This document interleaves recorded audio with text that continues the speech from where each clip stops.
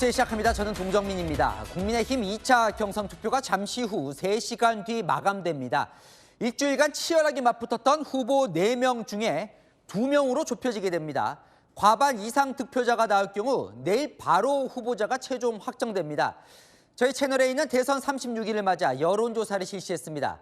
범보수 단일화를 할 경우 한덕수 대통령 권한대행과 국민의힘 주자 4인방 중에 누가 앞서는지 등도 물어봤습니다. 그 조사 전해드리기 전에 국민의힘 주자들과 한대행 움직임부터 전해드리겠습니다. 자, 먼저 국민의힘 주자 4인방은 2차 경선 투표 마지막 날 그야말로 배수진을 쳤습니다. 첫 소식 손인혜 기자입니다. 국민의힘 대선 경선 주자 4명 중 결선에 오를 2명을 가리는 조사가 곧 마무리됩니다. 당원 투표 둘째 날인 오늘 오후 4시 기준 당원 투표율은 47.91%로 집계됐습니다. 최종 투표율은 ARS 투표가 마감되는 오늘 밤 10시 이후 집계될 예정인데 윤석열 전 대통령이 선출된 지난 대선 경선 당시 54.49%와 비슷하거나 다소 낮아질 전망입니다. 국민의힘 대선 주자 4인방은 마지막 지지를 호소했습니다. 홍준표 후보는 내일 결선에 오르지 못할 경우 정계 은퇴 배수진을 쳤습니다. 홍 후보는 양강의 김문수, 홍준표가 될지 김문수, 한동훈이 될지 모른다며 이번 기회에 국민과 당원들의 마음을 얻지 못하면 바로 정치 졸업한다고 했습니다. 김문수 후보는 대통령에 당선되면 한미 정상회담부터 제안하겠다고 했습니다. 김 후보는 1등은 내가 되고 2등은 상승세를 타고 있는 한동훈 후보가 될 것이라고 전망했습니다. 안철수, 한동훈 후보는 중도표가 많은 충청권 민심을 공략했습니다. 대전, 세종, 충청을 AI, 반도체, 바이오, 우주항공, 초격차 기술의 중심지로 만들겠습니다. 행정적인 문제라든가 제가 세종으로 국회를 완전 이전하겠다는 당 차원의 약속을 총선 당시에 대표로서 한 바 있습니다. 2차 경선 결과는 당원 선거인단 투표 50%, 일반 국민 여론조사 50%를 합산해 결정됩니다. 과반의 득표자가 나오면 추가 경선 없이 곧바로 최종 후보로 확정됩니다. 채널A 뉴스 손인혜입니다. 한덕수 권한대행의 최측근 손영택 대행 비서실장이 오늘 사의를 표명했습니다. 대선 캠프에 합류할 것으로 보이는데요. 한 대행은 이번 주 목요일 1일 사퇴한 뒤에 2일 대선 출마를 선언하는 방안을 유력하게 검토하는 것으로 전해집니다. 남영주 기자입니다. 한덕수 대통령 권한대행은 오늘 공식 일정을 잡지 않은 채 비공개 일정만 소화했습니다. 이르면 이번 주 목요일인 다음 달 1일 사퇴하고 2일 대선 출마를 선언하는 방안이 유력한 것으로 전해졌습니다. 당초 내일 국무회의에서 사퇴할 가능성도 제기됐지만 존 펠란 미국 해군성 장관 방한 일정이 30일로 잡히면서 미뤄진 것으로 전해졌습니다. 한대행 측 관계자는 미 관세에 대응할 우리 조선업 협력과 방위비 이야기도 나올 수 있어 내일 사퇴는 물리적으로 어렵다고 말했습니다. 하지만 손영택 총리 비서실장이 오늘 사직하는 등 대선 준비는 이미 착수한 분위기입니다. 손 실장은 총리 민정실장과 비서실장을 지낸 한대행 최측근입니다. 총리실 관계자는 손 실장 사의는 한대행 출마가 임박했다는 가장 뚜렷한 신호라며 곧 캠프를 가동하려는 것 같다고 말했습니다. 김수혜 본부실장과 박경은 정무실장 등도 곧 거취를 정리한 뒤 대선 캠프에 합류할 방침입니다. 총리실 관계자는 한대행 사퇴하는 날 같이 나가는 걸로 정리됐다고 말했습니다. 채널A 뉴스 남영주입니다. 한덕수 권한대행은 대선 출마 선언 준비에도 착수한 것으로 전해지는데요. 이 캠프의 핵심 기조는 경제 통합 안심이 될 것으로 보입니다. 국민의힘 최종 후보와의 단일화 방식에 대해서도 여러 의견이 나오는데 촉박한 시간상 여론조사보다 단판으로 정하자는 이야기도 나왔습니다. 백승현 기자입니다. 한덕수 대행 측이 대선 캠프 준비에 착수했습니다. 대통령실, 총리실 출신 인사들이 합류할 가능성이 높은 가운데 캠프 기조는 경제, 통합, 안심인 것으로 전해졌습니다. 경제 통상 전문가로서 특장점을 살리고 이념, 진영을 모두 통합해 국민들이 안심하고 살 수 있는 나라를 만들겠다는 겁니다. 전례 없는 미국발 관세 정책에 따른 불확실성으로 글로벌 경제 환경이 한 치 앞도 예상할 수 없을 정도로 급변하고 있습니다. 한대행 출마 시 국민의힘 최종 후보와의 단일화 방식에 대한 여러 의견도 나옵니다. 황우여 국민의힘 선관위원장은 여론조사 없이 후보끼리 단판지어서 단일화하는 경우도 있다며 당은 선출된 후보와 협의에 들어가게 될 것이라고 말했습니다. 반면 안철수 후보는 이재명 대 한덕수, 이재명 대 국민의힘 후보가 1대1로 대결한 결과를 비교하자고 했고 홍준표 후보도 두 번의 토론회 뒤 원샷 국민 경선을 하자고 제안했습니다. 당 핵심 관계자는 토론회를 몇 번 할지, 기관을 몇 곳을 할 건지 등 의견을 들어볼 게 많다며 주어진 일정 등 현실적 제약을 감안해서 결정해야 할 것이라고 말했습니다. 채널A 뉴스 백승현입니다. 새미래민주당 이낙연 상임고문이 이번 대선 출마 의사를 밝혔습니다. 실무 준비에 착수했는데요. 이 고문은 한덕수 대통령 권한대행과의 단일화를 시사했습니다. 구자준 기자의 단독 보도입니다. 새미래민주당 이낙연 상임고문이 대선 후보 등록을 위한 실무 준비를 시작했습니다. 이 상임고문은 채널A 통화에서 꽤 오래전부터 준비했다며 대선 출마 의지를 밝혔습니다. 한덕수 대통령 권한대행 출마 시 단일화 가능성도 열어뒀습니다. 이 상임고문은 한대행에 대해 계엄에 대한 생각이나 윤석열 전 대통령과의 관계 등이 어떤 상태인지가 중요할 것이라고 말했습니다. 전북 전주 출신인 한대행과 전남이 기반인 이 상임고문이 손을 잡고 호남 표심을 공략할 수 있다는 관측이 나옵니다. 위기 극복, 정치개혁, 사회통합 이 세 가지에 대해서 그 방법까지를 포함해서 뜻을 같이 하는 사람과는 협력하겠다. 이 상임고문 측은 3대 의제와 개헌에 대해 합의가 된다면 단일화까지 갈 수 있을 것이라고 말했습니다. 반-이재명 연대를 위해 구여권뿐 아니라 구야권까지 아우르는 그랜드 텐트가 펼쳐질 수 있다는 전망이 나옵니다. 명틀러라는 조소가 현실이 되었고 정상과 상식을 가진 국민들의 이재명 포비아는 더 이상 기우가 아닌 현실로 다가오고 있습니다. 정대철 헌정회장도 조만간 한대행과 만날 예정입니다. 정 회장은 이 상임고문 전병헌 새미래민주당 대표와 자주 연락한다며 국민 대표라면 한덕수도 밀 수 있다는 자세가 돼 있다고 말했습니다. 한대행이 당 밖 후보로 나온다면 이 상임고문 측이 도울 수 있다는 뜻으로 해석됩니다. 채널A 뉴스 구자준입니다. 대선 36일을 앞두고 채널A가 여론조사를 실시했습니다. 한덕수 대통령 권한대행 출마가 유력하고 이 국민의힘 대선 경선 주자들이 한대행과의 단일화를 예고하는 상황. 과연 한대행과 국민의힘 주자 중 범보수 단일화 후보로는 누가 유력할까요? 자, 한대행이 국민의힘 후보 누구와 붙어도 꽤 큰 격차로 지지율을 앞선 것으로 나타났습니다. 김재혁 기자입니다. 한덕수 대통령 권한대행과 국민의힘 후보 간에 단일화가 필요한지 물어봤습니다. 해야 한다와 하지 말아야 한다가 박빙이었지만 국민의힘 지지층만 놓고 보면 해야 한다는 의견이 81.2%로 압도적으로 높았습니다. 단일화에 동의한 응답자에게 한대행과 국민의힘 주자 중 단일화 후보로 누가 더 적합한지 물었습니다. 한대행과 김문수 후보가 붙을 경우 한대행 54.1%, 김 후보는 25%로 조사됐습니다. 안철수 후보와 붙을 경우엔 50%포인트 넘는 격차를 보였습니다. 한대행과 한동훈 후보 61.8% 대 23.2%, 홍준표 후보와는 58.2% 대 25.3%였습니다. 국민의힘 주자 누구와 붙어도 한대행이 2배 이상 우위를 보이고 있습니다. 조사 대상을 국민의힘 지지층으로 좁혀보니 그 격차는 더 커집니다. 안철수 후보와의 대결에서 78.8% 대 8.3%, 그 격차는 70.5%포인트까지 벌어졌습니다.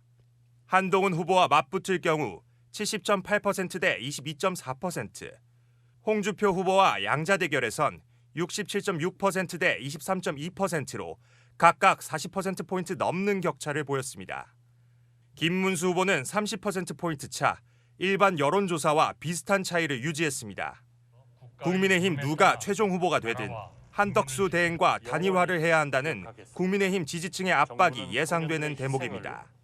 이번 조사는 채널A가 여론조사 업체 리서치앤리서치에 의뢰해 지난 26일 전국 성인 남녀 1,012명을 대상으로 1:1 전화 면접 조사로 실시됐고 표본 오차는 95% 신뢰 수준의 플러스 마이너스 3.1%포인트입니다. 채널A 뉴스 김재혁입니다. 내일 국민의힘 2차 경선에서 살아남을 최종 2위는 과연 누가 될까요? 채널A 여론조사 결과 3명의 후보가 그야말로 초박빙 접전이었습니다. 민심은 초박빙, 그렇다면 50%가 반영되는 당심이 키가 될 전망입니다. 김정근 기자가 이어갑니다. 내일 발표되는 국민의힘 최종 경선 2위는 50% 당심, 50% 여론조사로 결정됩니다. 50% 여론조사는 국민의힘 지지층과 무당층만 합산됩니다. 전체 대선 후보 중 누구를 지지하냐고 묻는 채널A 여론조사 결과 국민의힘 대선 경선 후보 중 김문수, 한동훈, 홍준표 후보 초박빙 3파전 양상입니다. 국민의힘 지지층을 대상으로 한 조사 중 다른 후보를 제외한 4명만 살펴봤습니다.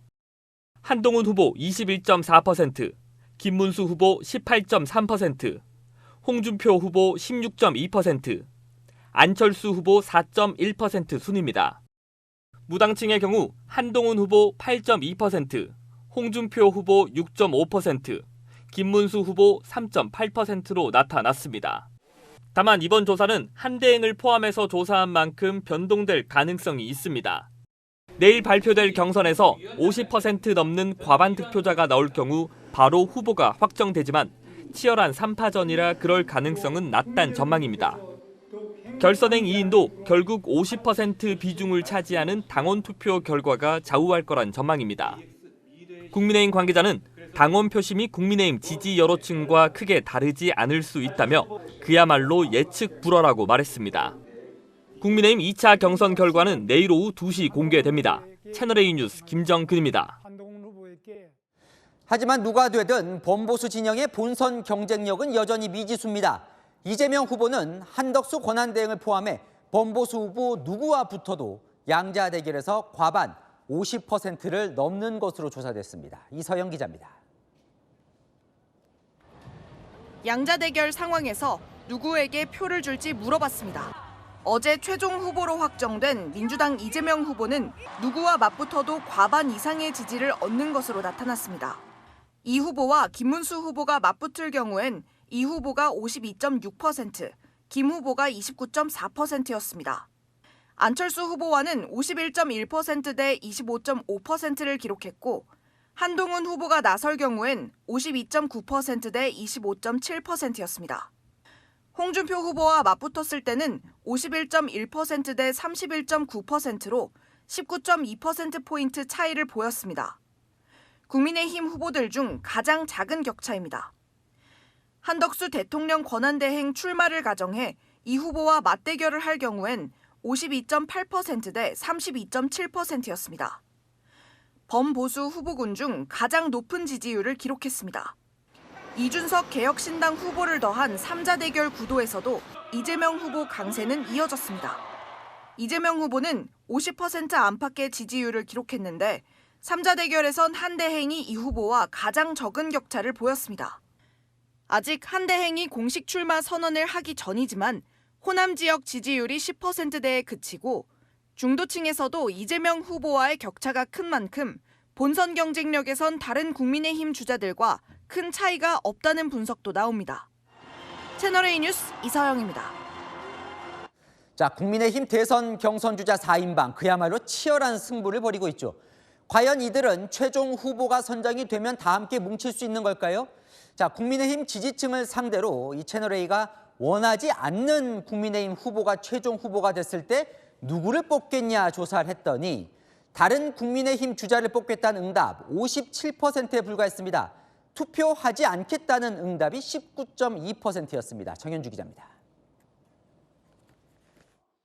이번 대선에서 국민의힘을 지지하겠다는 응답자에게 지지하지 않는 국민의힘 후보가 최종 후보가 됐을 때 어떤 정당의 후보를 뽑겠는지 물었습니다. 다른 국민의힘 후보를 지지하겠다는 응답은 57.2%였습니다. 투표하지 않겠다가 19.2%, 잘 모르겠다가 14.4%, 민주당을 지지하겠다는 응답은 3.3%였습니다. 절반에 가까운 이탈자가 발생할 수 있다는 얘기입니다. 특히 20대는 다른 국민의힘 후보라도 계속 지지하겠다는 응답이 48.8%로 절반에도 미치지 못했습니다. 24.4%는 다른 정당 후보를 지지하겠다고 밝혔습니다. 이념의 색채가 뚜렷하지 않은 20대 특징이 반영된 것으로 보입니다. 원하지 않는 국민의힘 후보가 선출될 경우 투표에 참여하지 않겠다는 응답이 연령대 중 70대 이상이 25.8%로 가장 높은 것도 눈에 띕니다. 투표장에 안 나올 가능성이 제기되는 대목입니다. 전국 지역별로 보면 원하지 않는 후보가 선출되면 투표를 포기하겠다는 국민의힘 지지층 비율이 부산, 울산, 경남에서 가장 높습니다. 최종 확정된 국민의힘 후보가 내부 균열을 수습하지 못할 경우 국민의힘 지지층이 분열되거나 투표를 포기할 수 있다는 관측이 나옵니다. 채널A 뉴스 정현주입니다. 네, 한 기자, 정치부 이세진 기자 나와 있습니다. 자, 채널A 여론조사도 분석해보고 저 궁금한 것 좀 풀어보죠. 국민의힘 경선 투표 곧 마무리됩니다. 내일 2명이 결정되는데 누가 올라갈까요? 네, 오늘 조사가 곧 끝나고요. 내일 오후 2시에 발표가 되는데요. 룰을 보면 민심과 당심이 정확히 절반씩 반영돼서 후보가 추려지죠. 민심, 즉 국민 여론조사는 국민의힘 지지층과 무당층을 대상으로 합니다. 저 민심은 이제 오늘 발표된 채널의 여론조사로 좀 짐작할 수 있잖아요. 네, 맞습니다. 50%를 차지하는 민심 부분은 예측해 볼 수가 있습니다. 전체 대선 후보 지지도 조사에서 국민의힘 주자들만 따로 떼어서 보겠습니다. 국민의힘 지지층만 보면 10% 후반에서 20%대 초반대에서 박빙입니다. 이번에는 무당층인데요. 한동훈 후보가 조금 높은 듯 보여도 김문수, 홍준표 후보와 큰 차이는 없죠. 캠프들 이야기를 종합해보면 지난주 토론을 거치면서 발언 시간이 많았던 한동훈 후보가 민심에선 상승세를 탄 것 같다라는 분석들이었는데 오늘 조사를 보면 한 후보가 압도할 정도까지는 아닌 겁니다. 그럼 나머지 반, 당심이 어디로 향할지가 이제 중요한 거예요. 네, 맞습니다. 탄핵 반대쪽인 김문수, 홍준표 후보가 당원 투표에서는 조금 더 유리할 수 있다라는 관측도 있지만요. 그것도 관측일 뿐입니다. 당원 투표도 국민의힘 지지층 여론조사와 크게 다르지 않을 거라는 관측도 있거든요. 이 3명 중에 최종 2명 누가 올라갈지가 예측 불허인 거죠. 자, 이제 상수가 된 것 같은 한덕수 대행 출마 이야기를 짚어보면 결국 한 대행의 파괴력이 있을까? 그 부분을 채널A가 이번에 여론조사로 좀 알아봤습니다. 예, 일단 보수 진영에서는 파괴력이 확인이 됐습니다. 국민의힘 후보와 한덕수 대행 단일화해야 하는지 전체 응답자를 보면 찬반이 엇갈리는데요. 국민의힘 지지층만 보면 단일화 여론이 압도적으로 바뀝니다. 국민의힘 지지층 머릿속에 한덕수라는 이름 3글자가 확실히 자리 잡은 거죠. 자, 그럼 보수층에서 이 한대행을 주목하는 이유도 보인다면서요? 네, 이번 저희 여론조사에서요. 제가 가장 흥미롭게 봤던 조사 결과가 하나 있는데요. 지지 여부를 떠나서 당선 가능성이 가장 높은 후보를 물어봤습니다. 전체에서는 민주당 이재명 후보가 압도했지만 국민의힘 지지층만 놓고 보면 이 후보와 한대행이 거의 똑같았습니다. 한대행이 등판해야 이재명 후보와 겨뤄볼 만하다. 이렇게 보고 있는 거죠. 자, 이번에 처음으로 범보수 후보 이 단일화 경쟁력을 한번 살펴본 거죠. 네, 범보수 진영의 한덕수 파괴력을 확인해 볼 수 있는 질문이 있었는데요. 한덕수 권한대행과 국민의힘 최종 후보가 범보수 후보 단일화로 붙었을 때 누가 유리한지 단일화에 동의하는 응답자에게 물어봤습니다. 박빙으로 나올 경우 단일화 협상이 쉽지 않을 수가 있으니까요. 그런데 앞서 보신 대로 4강에 오른 국민의힘 후보 4명 중 누구와 겨뤄도 한대행이 2배 이상 격차로 앞서더라고요. 국민의힘 지지층이 단일화를 압도적으로 원하고 있어서 일단 누가 국민의힘 후보가 되든 단일화를 외면하긴 어려울 것 같습니다. 하지만 한대행의 본선 경쟁력은 또 다른 차원인 것 같습니다. 네, 아직 출마를 선언하지 않은 상황을 감안하더라도요. 확장성이 있느냐 여기엔 계속 물음표가 떠 있습니다. 한대행을 추대하는 쪽에선 호남 출신이 강점이라고 꼽는데 양자 대결을 보면 호남에서 이재명 후보에 맞선 한대행 10%밖에 안 됩니다. 중도 확장성도 물음표인데요. 중도층에서 이재명 후보와 크게 차이 나는 것 보이시죠? 네. 자, 대선 사실 36일밖에 안 남았는데 뭐 아직 뭐가 많아요, 남은 게. 변수가 많습니다. 이재명 민주당 후보 민주당에서는 확정이 됐지만요. 이번 주 한덕수 대행의 출마 선언, 국민의힘 후보의 최종 확정이 이어질 것 같죠. 두 이벤트 중 컨벤션 효과가 어디가 더 크냐도 주목이 되고요. 그 이후에 단일화가 성사될지, 될 경우 시너지를 만들어낼 수 있을지, 또 이후 빅텐트가 이준석 후보, 또 오늘 출마한 이낙연 전 총리까지 이어질지 변수가 쌓여 있습니다. 내일도 흥미로운 채널A 여론조사 결과를 전해드리겠습니다. 네, 지금까지 아는 기자 이세진 기자였습니다. 네. 자, 방금 리포트와 아는 기자에서 설명한 국민의힘 4명 후보에 대한 국민의힘 지지층 지지율 여론조사는 이재명, 한덕수, 이준석 등 다른 주요 후보들도 포함된 여론조사 수치입니다. 네, 다음 소식입니다. 자, 이재명 민주당 대선 후보 선출 후 첫 일정으로 국립현충원을 찾았는데요. 이승만, 박정희 전 대통령 묘역을 먼저 참배했습니다. 오후에는 SK 하이닉스를 찾아 반도체 산업의 중요성을 역설했습니다. 이해주 기자입니다. 이재명 더불어민주당 대선 후보 첫 일정은 국립현충원 참배였습니다. 함께 사는 세상이라고 방명록을 쓴 후 이승만, 박정희 전 대통령 묘역부터 찾았습니다. 박정희 전 대통령님 내외 분께에 대하여 경례. 즉석에서 김대중 정부 때 총리를 지낸 박태준 포스코 초대 회장 묘역도 둘러봤습니다. 통합정권의 일종의 옥동자 아니었겠냐. 거의 통합의 아름다운 열매 같은 존재여서 지난 대선 후보 시절 최규화 전 대통령만 안장된 대전현충원을 가장 먼저 찾은 것과는 다른 모습이었습니다. 민생을 개선하는 게 우리 정치의 가장 큰 몫이기 때문에 가급적이면 지나간 이야기, 또 이념, 진영 이런 것들은 잠깐 곁으로 좀 밀어주면 어떨까. 당 대표직을 내려놓고 19일 만에 대선 후보 자격으로 참석한 최고위원회의에서도 통합을 강조했습니다. 지금 나라가 너무 많이 찢어졌습니다. 서로 분열하고 갈등하고 대립합니다. 갈갈이 찢어지지 않도록 이제 통합을 해 나가야 되겠죠.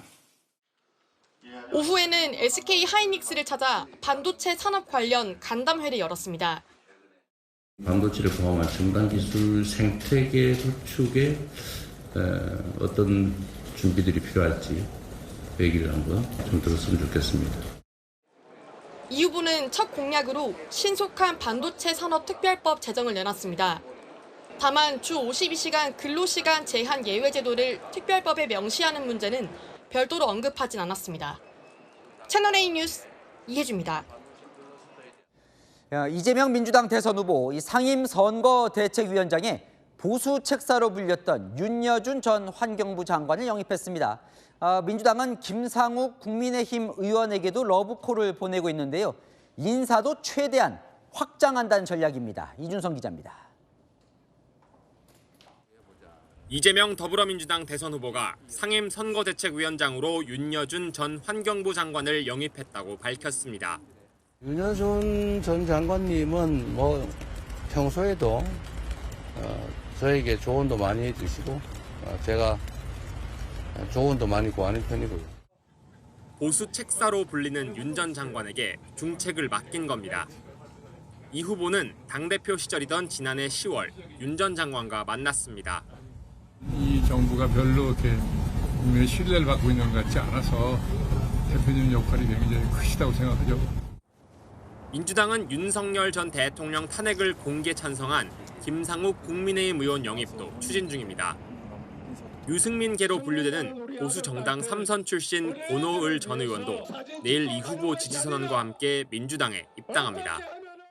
지도부 핵심 관계자는 합리적 보수 인사들의 추가 영입은 계속 이어질 것이라고 말했습니다. 경선 경쟁 상대였던 김경수 전 경남지사는 물론 김부겸 전 총리, 박용진 전 의원에게도 역할이 주어질 전망입니다. 이재명 대표가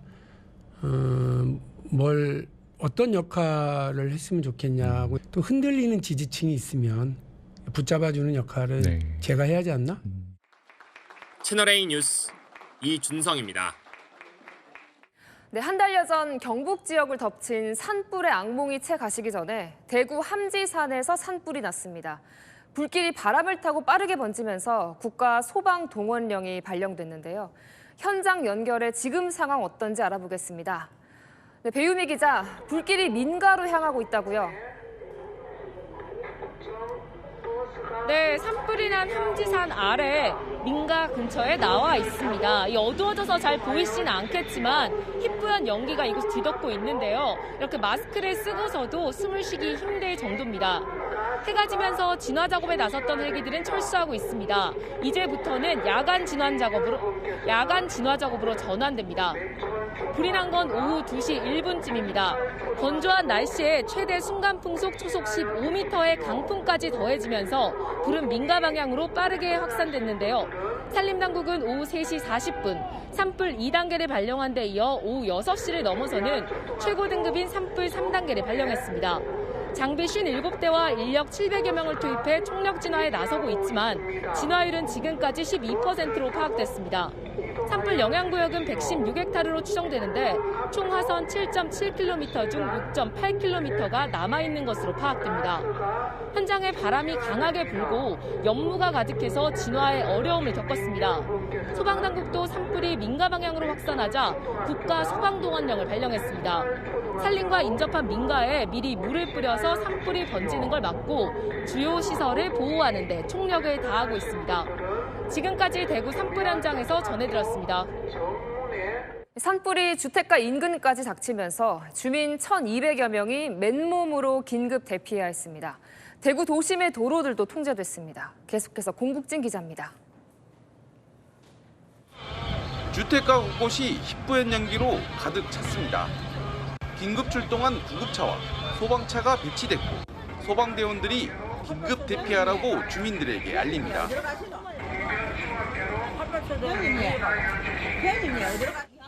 주민들은 아무것도 챙기지 못하고 겨우 몸만 서둘러 대피합니다. 강한 바람을 타고 번진 산불은 주택가 인근까지 번졌습니다. 금방 온다 갈 거네요.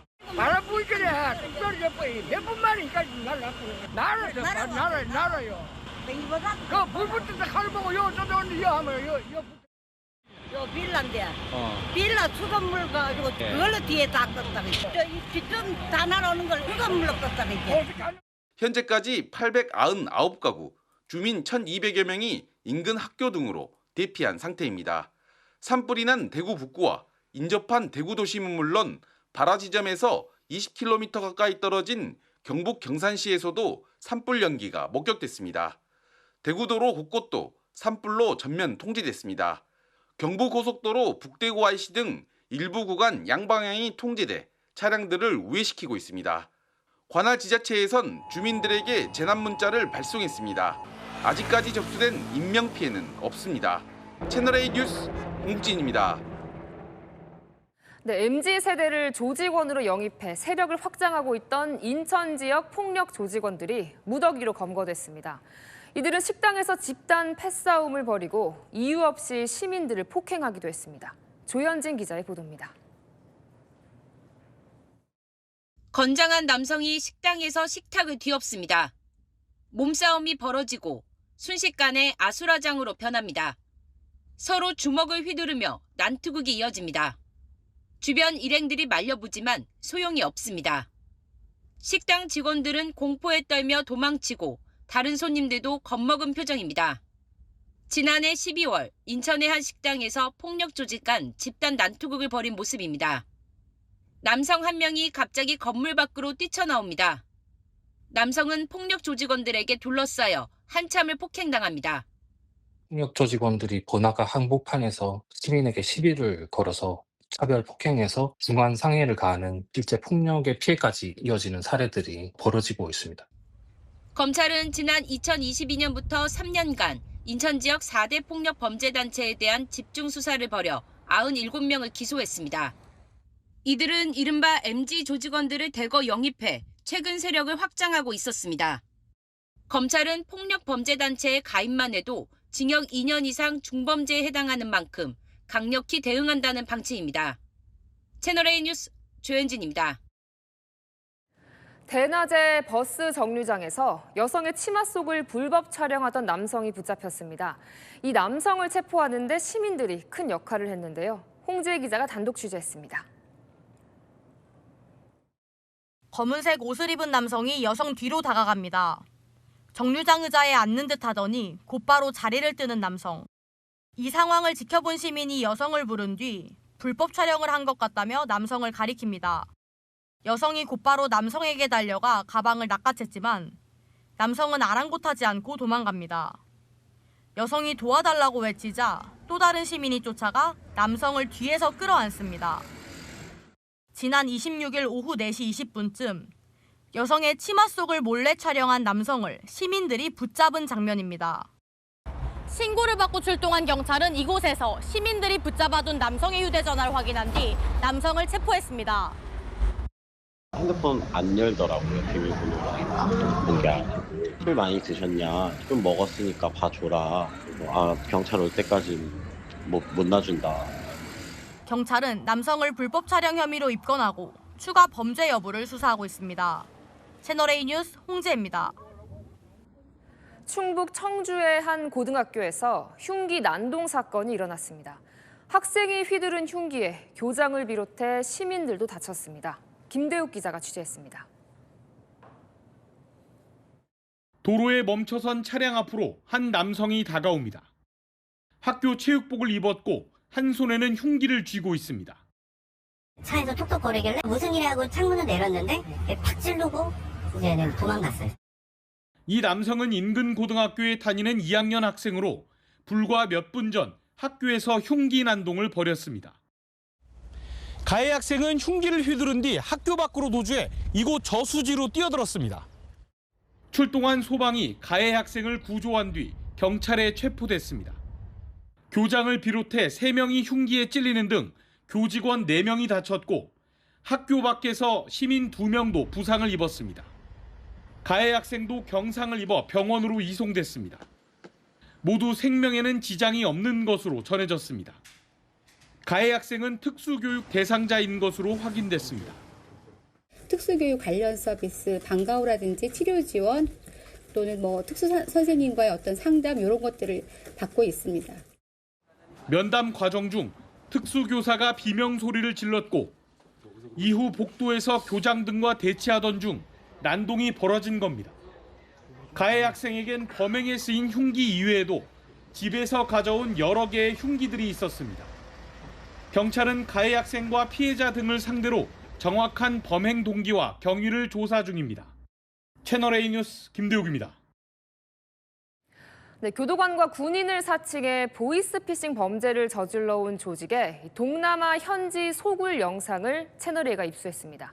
경비원들이 건물 입구를 막고 쇠창살로 막은 사무실엔 방음 부스가 설치돼 있었습니다. 김동아 기자의 단독 보도입니다. 건물 정문을 경비원 서너 명이 지키고 서 있습니다. 후문은 쇠창살로 아예 막아놨습니다. 캄보디아 시아누쿠빌에 있는 보이스피싱 조직 근거지입니다.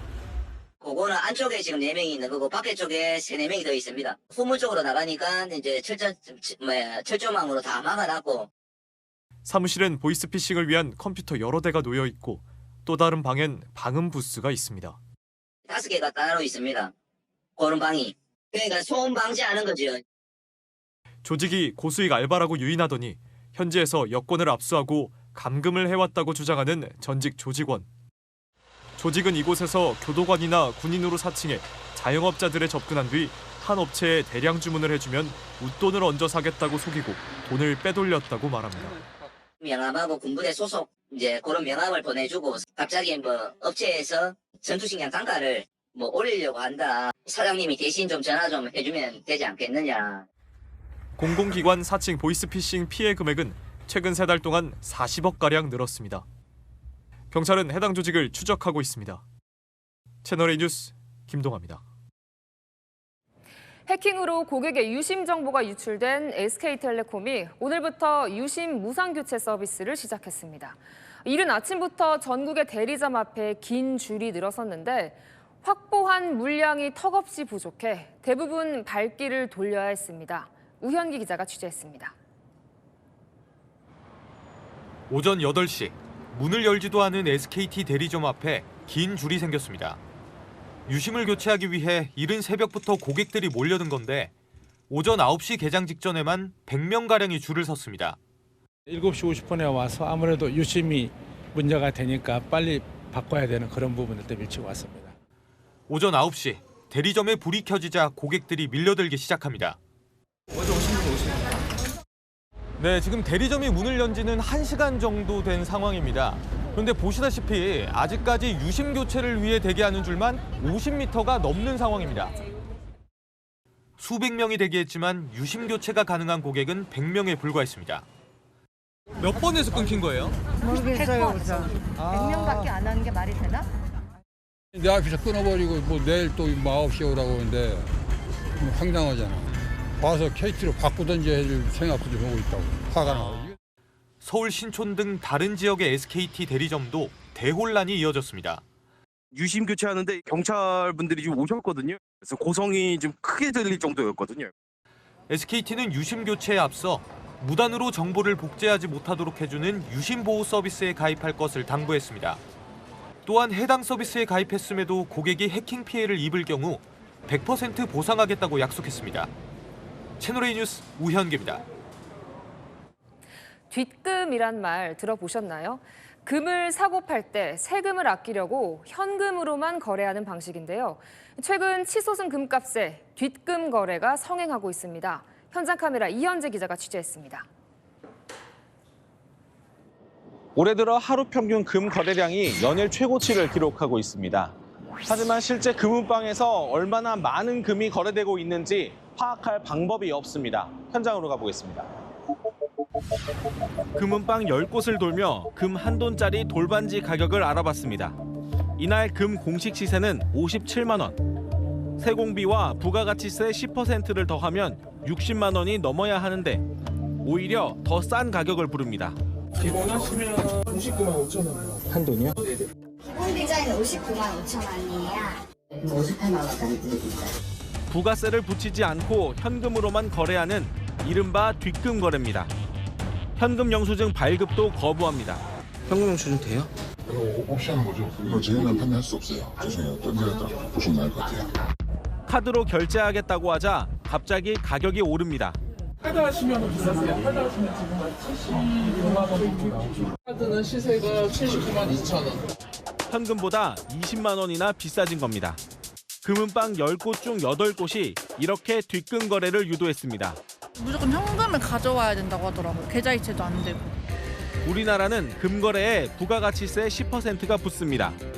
합법적으로라면 관세를 내고 정식으로 금을 수입한 뒤 부가세 10%를 붙여 판매해야 합니다. 하지만 개인 간 현금으로만 거래하면 아무 기록도 남지 않습니다. 뒷금 거래는 파는 사람도 사는 사람도 이득이다 보니 여전히 성행하고 있는 겁니다. 만약 100만 원짜리를 부가세를 포함해서 110만 원을 샀어요. 그런데 나중에 되팔 때는 100만 원밖에 주지 않죠. 그러니까 신고되지 않고 음성적으로 거래되는 겁니다. 업계에서는 지난 2023년 기준 금 40톤에서 80톤 정도가 음성 거래된 것으로 추정하고 있습니다. 금 거래를 양성화하겠다며 지난 2014년 한국거래소에서 공식 금 시장을 열었지만 아직 갈 길이 멀어 보입니다. 현장 카메라 이현재입니다. 서울광장이 21년 만에 새 단장을 마쳤습니다. 시민을 위한 정원으로 탈바꿈했는데요. 어떻게 변했는지 김설혜 기자가 가봤습니다. 오늘 공개된 새 서울광장의 특징은 정원 같은 광장입니다. 시민들이 자연을 즐기며 쉴 수 있게 휴식 공간을 늘렸습니다. 광장 주변으로 이렇게 화분 300여 개를 놓았고 느티나무도 6그루 더 심었습니다. 나무 아래에 벤치를 설치해서 이렇게 잠시 앉아서 쉴 수 있도록 한 겁니다. 잔디 훼손을 막기 위해서 사이길도 만들었습니다. 잔디는 무더운 날씨에 강한 품종으로 바꾸고 포토존도 설치했습니다. 날씨 너무 좋아서 친구랑 시험 끝나고 이제 커피 한잔 하들고 왔는데 앉을 곳도 있고 다음번에 가족들이랑 와도 정말 좋을 것 같아요. 서울광장의 변신은 21년 만입니다. 차가 지나던 도로를 2004년 광장으로 조성했습니다. 24시간 열려 있습니다. 마음껏 즐기셔도 됩니다. 이후 각종 집회와 공연이 열려왔습니다. 이제는 행사 중심의 광장을 넘어 시민의 정원으로 조성한 겁니다. 이제 아름다운 정원과 그늘 속에서 휴식을 하면서 문화 행사를 즐길 수 있도록 저희가 기획을 하게 되었습니다. 서울시는 내년 4월까지 느티나무 쉼터를 추가 설치해 서울광장 숲을 완성한다는 계획입니다. 채널A 뉴스 김설혜입니다. 서울시가 오늘부터 65세 이상 고령 운전자에게 어르신 운전 중이라는 스티커를 배부합니다. 이 스티커를 붙이면 효과가 있을까요? 김승희 기자가 취재했습니다. 올해로 운전 경력 49년 차인 이정자 씨. 어르신 운전 중 표지를 받아 차 뒤에 붙였습니다. 빠르게 달리는 운전자들 사이에서 눈치가 보이기 때문입니다. 차를 뛴다든가 그럴 때 정말 젊은이들이 너무 위험하게 할 때가 많아서 내가 속이 상할 때가 많았어요. 붙이면 나를 좀 배려해 주지 않겠어요? 효과가 있을지 택시를 타고 이 씨의 차를 따라가 봤습니다. 뭐라고 써 있는지 보이세요? 아주 가까이 붙였을 땐 보이지만 멀리서는 하나도 안 보이지. 그래도 좀 배려를 하게 되게. 차에 표지가 붙어 있다는 사실만으로도 조심하게 되는 겁니다. 효과가 있을 거라 보고요. 뭐 초보 운전처럼 그런 표시를 하는 거기 때문에 좀 양보를 해줘야 되겠죠. 이해해주고. 제 아버지도 있으니까. 그래도 운전하면 거의 매번 보는 것 같아요. 저는 피해 가야겠다. 아니면 붙어가면 안 되겠다. 제가 좀 피하는 편이에요. 지난해 울산에서 표지를 부착한 고령 운전자를 조사해보니 73%가 다른 운전자의 양보와 배려를 경험했다고 응답했습니다. 고령 운전자 교통사고는 전년 동기 대비 9% 감소하기도 했습니다. 서울시와 서울경찰청은 캠페인과 안전교육 등을 통해 어르신 표지 4,600매를 배부할 예정입니다. 채널A 뉴스 김승희입니다. 맑은 눈망울로 알려진 꽃사슴. 개체수가 급격히 불어나면서 조상묘까지 닥치는 대로 파헤치고 있는데요. 결국 유해 야생동물로 지정됐습니다. 정성원 기자입니다. 산허리에 떼를 지어 몰려다니고 바다를 헤엄쳐 섬으로 들어옵니다. 전남 안마도를 점령한 꽃사슴들입니다. 컴컴한 산에서 팍 돌을 튀어 내려오니까요. 꽃사슴이 지나간 묘자리는 형체를 알아볼 수 없습니다. 이쪽 품 가면은 전부 다 묘가 그래서 다 민숭되어 버렸어요. 눈묘가 눈묘인지는 모르고. 이게 봉문을 만들 수가 없어요. 만들어 놓으면 돌았으면 그냥 너무 거기서 뛰어놀아본 것 같더라고요. 열매와 껍질을 먹어치우는 통에 나무는 말라 죽어갑니다. 최근 5년간 농작물 피해만 1억 6천만 원에 이릅니다. 농작물이 돼 있잖아요. 근데 그거를 다 파헤치고 먹고. 혜택금을 1년에 몇십만씩 하다가 이렇게 1년마다 보수하고 그래도 이놈들이 그 높은 데도 다 들어가 그물도 다 이빨로 잘라버리고. 번식력이 강한 데다 천적도 없어 지난해 기준 안마도에 사는 꽃사슴은 937마리로 늘었습니다. 섬 주민보다 5배 넘게 많은 겁니다. 이에 환경부는 오는 12월부터 꽃사슴을 유해 야생동물로 지정하기로 했습니다. 멧돼지나 고라니, 집비둘기 등 18종에 더해 추가되는 것으로 지자체장의 허가를 받으면 꽃사슴을 총기로 포획할 수 있습니다. 채널A 뉴스 정성원입니다. 취임 100일을 앞둔 트럼프 미국 대통령의 지지율이 30%대까지 내려앉았습니다. 관세와 종전 협상에서 보인 오락가락 행보 때문이란 평가가 나옵니다. 문예빈 기자입니다. We're getting a lot of credit for having done a great job in the first almost 100 days. 현지 시각 내일 취임 100일을 맞는 도널드 트럼프 미국 대통령. 민심은 그의 발언과 반대로 가고 있습니다. ABC 방송과 워싱턴 포스트 공동 여론조사에서 트럼프의 지지율은 39%로 취임 100일 여론조사가 시작된 80년 만에 가장 낮은 수치를 기록했습니다. 8년 전 집권 1기 때 42% 최저 지지율을 스스로 깬 겁니다. 특히 트럼프의 관세 폭탄에 64%가 부정적인 평가를 내렸습니다.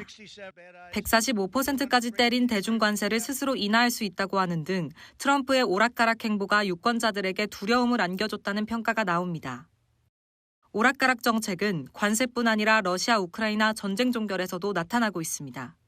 트럼프는 당초 취임 후 24시간 내 전쟁 종결을 장담했지만 러시아의 소극적인 태도로 이후 부활절, 또다시 그 다음 주 등 기한을 계속 바꾸고 있습니다. What do you want Vladimir Putin to do? Well, I want him to stop shooting, sit down and sign a deal. 러시아가 우크라이나 폭격을 멈추지 않자 미국은 아예 중재에서 손을 뗄 수 있다는 입장까지 냈습니다. Whether this is an endeavor that we want to continue to be involved in, or if it's time to sort of focus on some other issues that are equally, if not more important in some cases.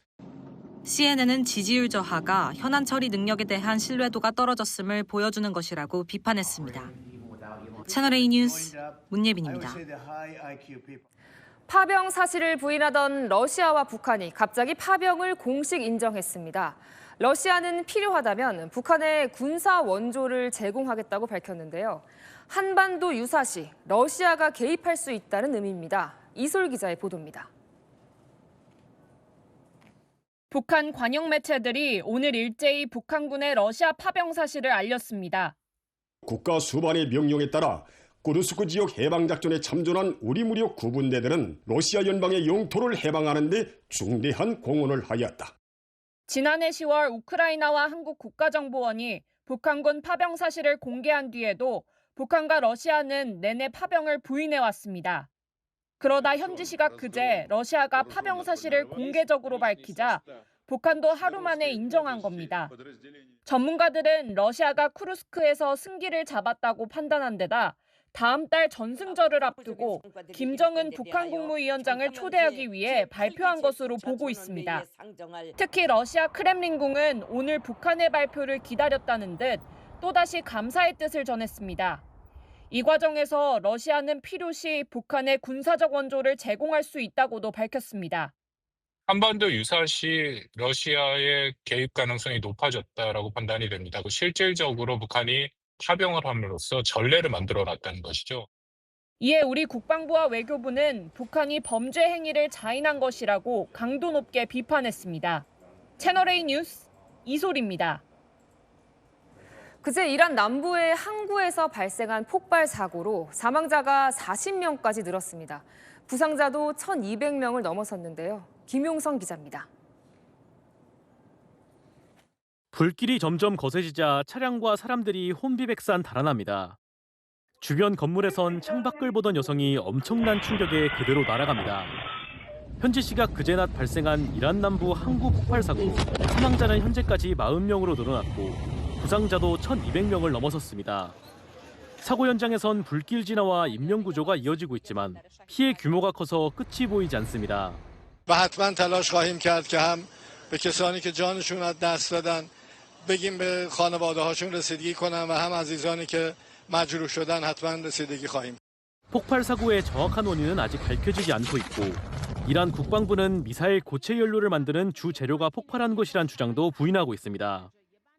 이런 상황에서 당국의 대응 지연 및 혼선으로 분노 여론이 거세지고 있다는 보도도 나왔습니다.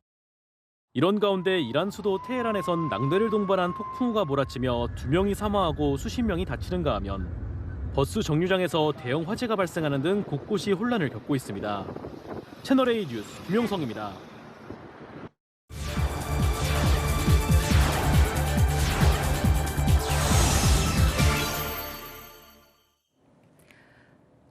네, 세계에서 가장 아름다운 도서관 중 하나로 꼽히는 프랑스 정치 엘리트의 상징, 의회 도서관이 230년 만에 처음으로 대중에 공개됐습니다. 내부는 어떤 모습일지 파리 조은하 특파원이 보여드립니다. 농구장 한 개 크기의 도서관 천장. 남성이 무기를 휘둘러 상대를 제압하는 작품 전쟁의 참상부터 평화를 상징하는 신들을 그린 평화의 찬가까지 프랑스 낭만주의 화가 외젠 들라크루아의 명작이 전시돼 있습니다. Je pense que c'est une bonne chose, surtout la salle Richelieu. 천장만 봐도 압도당할 정도의 위험을 가진 이곳은 프랑스 정치의 중심, 국회의사당 내 의회 도서관입니다. 프랑스 대혁명이 1789년 일어났는데 7년 뒤인 1796년 완공됐으니 그 역사만 230년에 달합니다. 그동안 정치인과 고위 공무원만 입장이 가능했는데 최근 대대적인 보수 공사를 계기로 일반인에게 처음 문을 연 겁니다.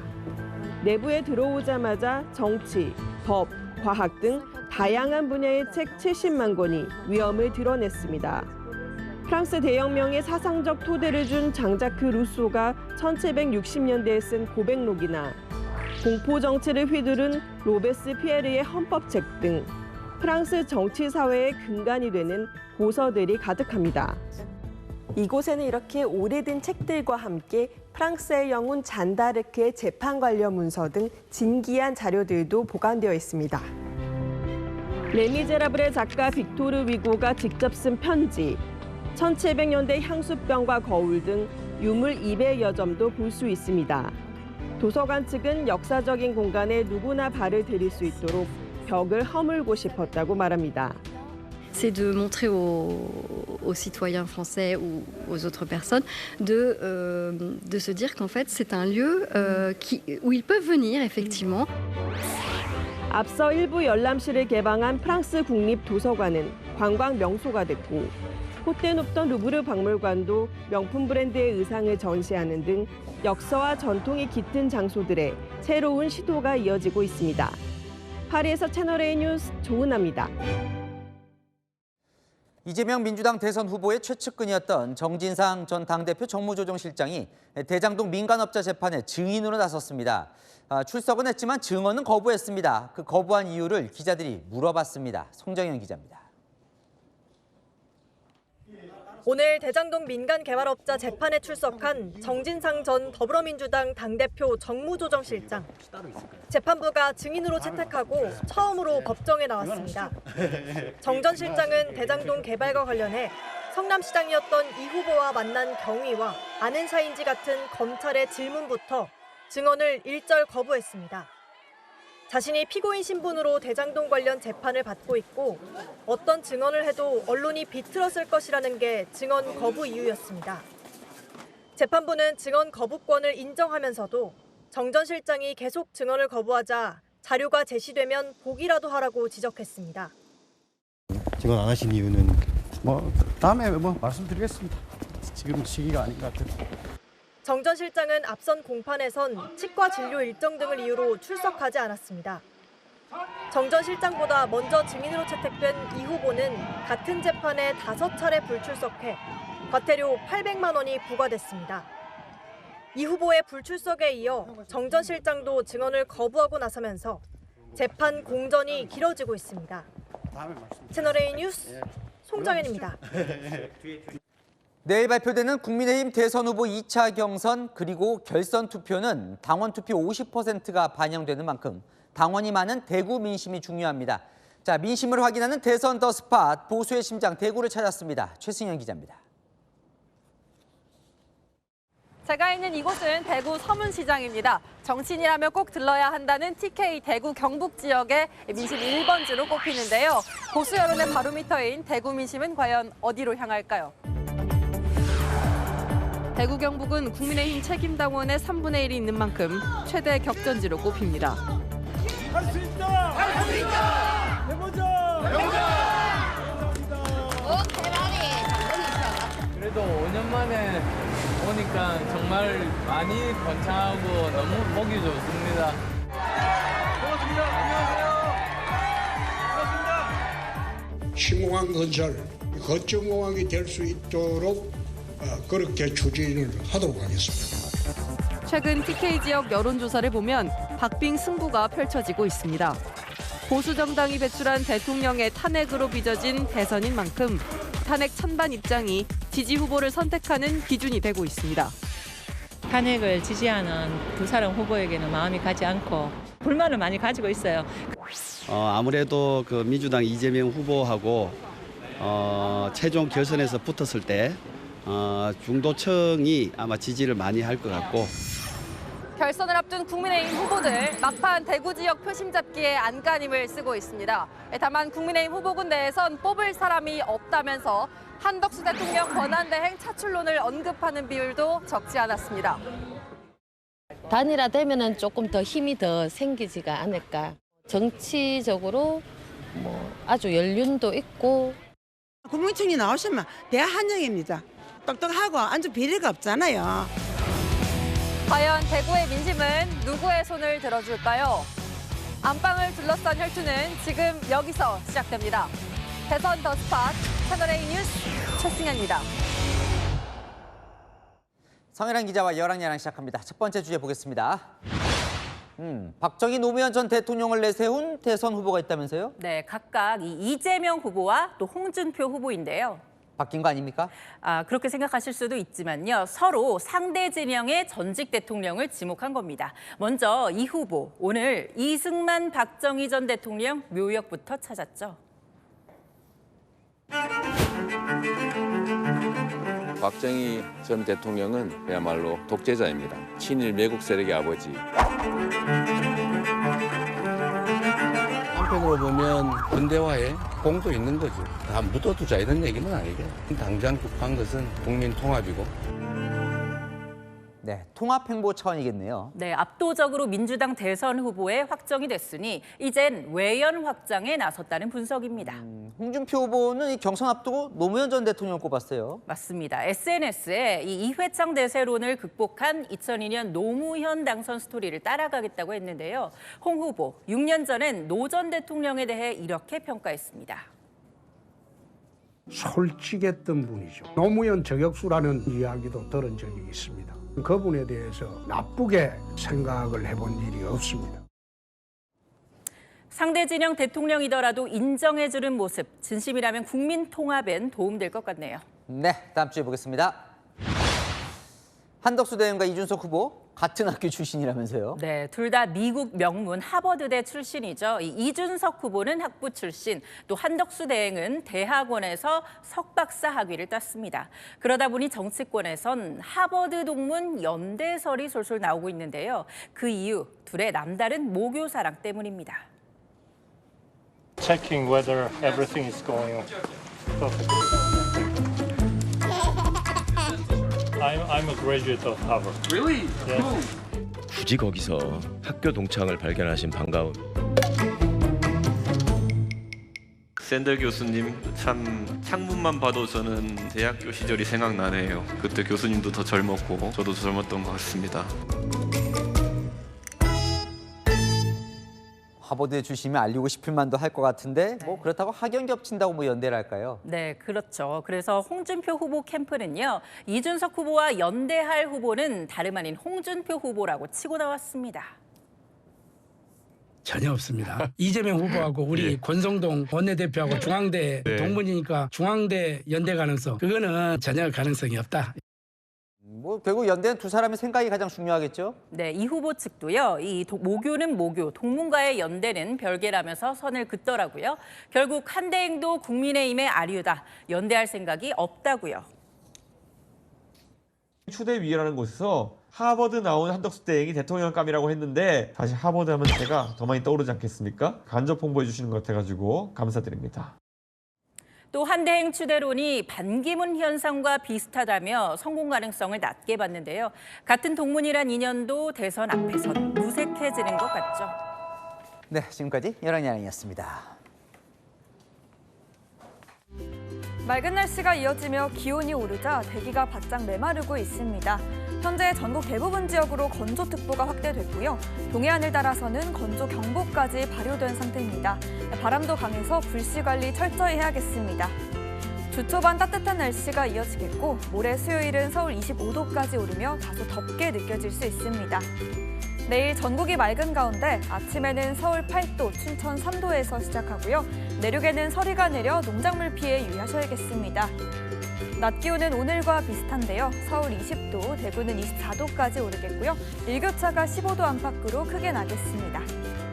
근로자의 날인 목요일 전국에 비가 내립니다. 양은 많지 않지만 건조함을 달래줄 단비가 될 전망입니다. 날씨였습니다.